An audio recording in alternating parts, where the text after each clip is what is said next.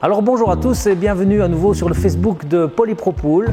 Aujourd'hui, je vous propose de voir comment est-ce qu'on réalise un hivernage de piscine. En effet, en Belgique, l'hiver, il gèle et le grand ennemi des piscines l'hiver, c'est le gel.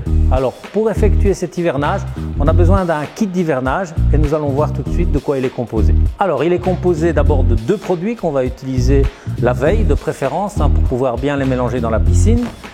Il sera composé de bouchons qu'on va mettre sur les traversées de parois, refouleurs et prise-balai. Gizmo, le gizmo c'est une bouteille qu'on va venir mettre à l'intérieur du skimmer. Des flotteurs, on peut les mettre dans certaines piscines. À partir du moment où la structure peut être affaiblie par la glace, on va poser des flotteurs dans la piscine. Et en dernier lieu, on a une bâche ici pour couvrir la pompe à chaleur. Avant de faire l'hivernage et la vidange de l'entièreté de la piscine, qu'est-ce qu'on va faire? On va faire d'abord un chlore-choc. Le chlore-choc, on l'utilise fréquemment. Vous regardez bien, ce sont des granulés. On vient les dissoudre dans un seau et on fait comme d'habitude un chlore-choc de la piscine, histoire de la désinfecter une dernière fois avant d'arrêter le bassin. Et ensuite, on vient mettre le Winter Plus, qui est un produit d'hivernage dans la piscine, à peu près 1 litre pour 10 mètres cubes. Et là, on va faire tourner la piscine jusqu'au lendemain, histoire de bien mélanger tous ces produits. Alors l'opération suivante, ça va être la pose des bouchons et des gizmos. Les bouchons, on vient les poser sur les traversées de parois, donc on enlève soit le cache de la prise balai et on vient placer le bouchon conique ici.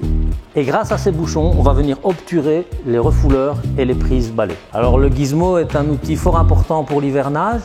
Le gizmo, c'est une bouteille qui va absorber la pression de la glace si jamais la glace commence à se développer à l'intérieur du skimmer.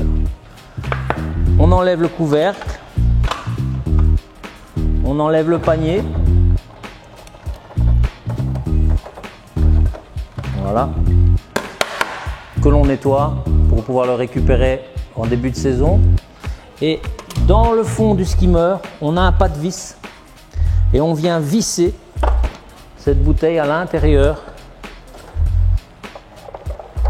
Celui-ci est muni encore d'un bouchon de prise. On vient visser. Il y a deux pas de vis différents, 1,5 pouce ou 2 pouces.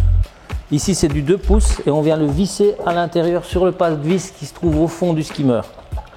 À ce moment-là, on protège la coque du skimmer contre le gel et on remet son couvercle. Les différents éléments sont rangés à ce moment-là sur une étagère pour la saison suivante. Alors c'est toujours bien de donner un coup de robot dans la piscine avant de la fermer définitivement, comme ça on est propre pour faire l'hivernage. Actuellement on a un robot Zodiac Vortex 5300 en promotion à 780 € hors TVA. Donc dépêchez-vous, il n'en reste que 4. Alors maintenant on va vider toutes les installations de l'eau qui s'y trouve, c'est-à-dire la pompe de filtration, le filtre, la pompe à chaleur et la vanne 6 voies. On ouvre toutes les vannes à partir du moment où le local technique est au-dessus du niveau de la piscine et on va vidanger en premier lieu le filtre. Pour vidanger le filtre, on va desserrer le petit capuchon ici en bas pour pouvoir laisser partir l'eau. Prenez garde de ne pas enlever le gros, sinon après vous êtes bon pour remplir le filtre à nouveau avec le média filtrant. Donc juste le petit bouchon là et on fait un appel d'air ici au-dessus pour que l'eau puisse s'évacuer petit à petit et on peut la mettre à l'égout avec un tuyau ou quelque chose comme ça. Et pour être certain qu'il n'y ait plus rien à l'intérieur du filtre, on peut desserrer les deux bagues ici complètement et laisser l'eau se vider complètement. Alors la vanne 6 voies qui est là, on va la mettre hors gel également. On a une position ici avec une petite flèche winter ou hivernage. Alors de manière à ne pas laisser le joint s'écraser pendant toute la saison, on vient positionner sa vanne en hauteur. Comme ça on n'écrase plus le joint à l'intérieur de la vanne. Et on défait les bouchons qui s'y trouvent. Parfois il y en a un, parfois il y en a deux. Ici on va desserrer, on va enlever le bouchon et un autre derrière, on va l'enlever également. À ce moment-là, l'eau commence à s'écouler par la bague qu'on a ouverte là-bas au fond. Alors maintenant, vidange de la pompe de filtration. La plupart des pompes sont équipées avec un point bas ici.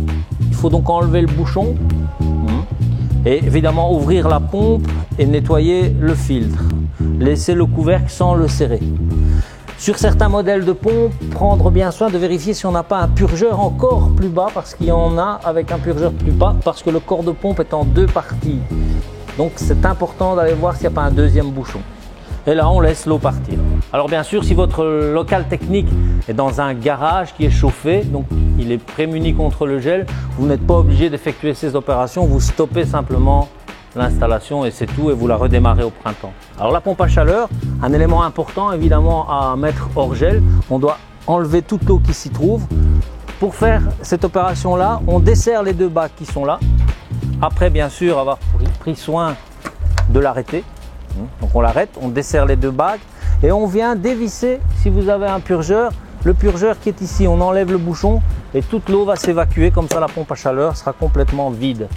Si vous n'avez pas ce purgeur, alors à ce moment-là, il faut enlever les deux bagues et donner un coup d'aspirateur haut pour vider l'élément complet et l'intérieur de la pompe. Alors quand vous avez acheté votre pompe à chaleur, on a dû vous fournir une bâche de protection et pour l'hiver, il suffit de la déplier et de venir la déposer sur la pompe pour la protéger des pluies et des intempéries. Troisième opération qu'on va effectuer si vous voulez pour protéger des piscines en béton ou des piscines qui ont une structure très rigide, des coques qui sont vraiment bloquées, on va mettre des flotteurs d'hivernage dans la piscine. Eux, comme le gizmo, vont absorber la poussée de la glace si jamais la piscine venait à prendre en glace, à geler.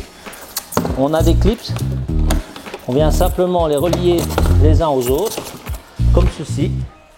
Et à ce moment-là, on les installe dans la piscine en longueur pour qu'ils puissent absorber la pression de la glace si jamais la piscine venait à geler. Alors pour ceux qui se demandent combien on doit mettre de flotteurs, c'est pas compliqué. On les met sur toute la longueur, en une seule longueur de la piscine.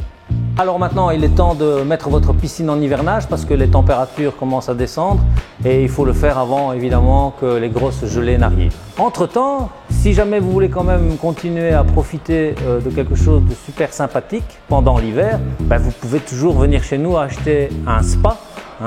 Et là, vous pourrez encore profiter des plaisirs de l'eau pendant qu'il fait froid dehors. Et bien sûr, Polypropool est toujours à votre service pour tous les conseils. N'hésitez pas à nous contacter.